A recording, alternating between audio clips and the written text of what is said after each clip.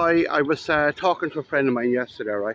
I was reading a report and it was saying that tourism here in Las Palmas is growing at twice the pace compared to the whole of the Canary Islands.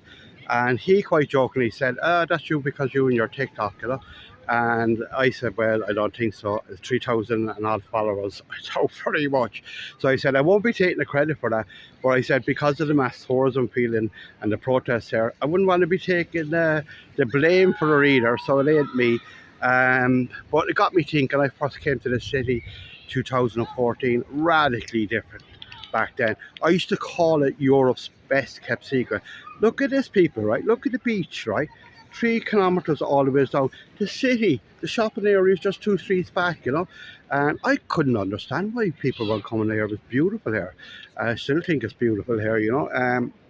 So different days, you wouldn't have any problems renting short term or long time. Long term, you know, when I rented a place for a while, I had a choice of 10 or 20 places, you know, and it's quite cheap as well, you know. You wouldn't be waiting for a table at a restaurant or anything like that. Now that has radically changed in the last 4, 5 years.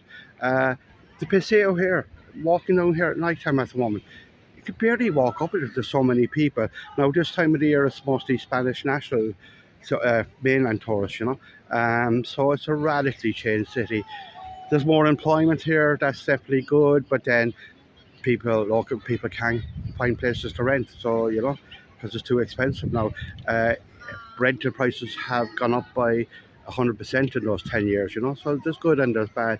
Also safety, I always felt this was the safest city I've ever been in back then, but I feel that has changed as well. I've been to some dodgy places in the world, got myself in some scary situations, but Las Palmas remains the only place where was mugged 2 years ago, you know, and I do feel it's left safe, even though I live here. But it's probably normal for the city of its size, you know.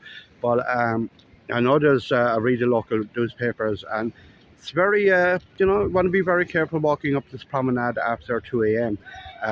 Or the streets adjacent to it, where I never thought that before. And I'm only saying that because of what I'm reading on the local newspapers. It's very common to hear of muggings just off this area in the wee hours of the night, you know. So I'm very aware of myself if I'm walking up that time, you know. Depends on how many pints I have, I suppose, really.